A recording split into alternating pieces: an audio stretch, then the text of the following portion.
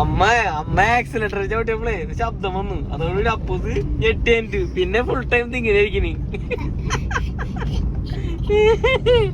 അയ്യോ അപ്പൂസ് എങ്ങനെയാ ശബ്ദം ഉണ്ടായത്? പൂ എങ്ങനെ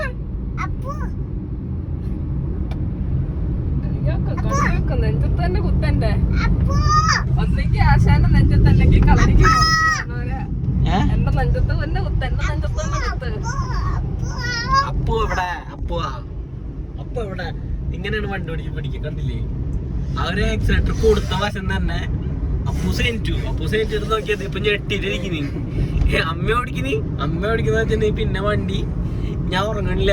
അപ്പൂസ്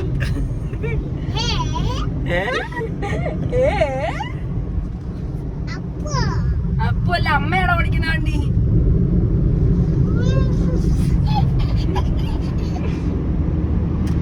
അമ്മ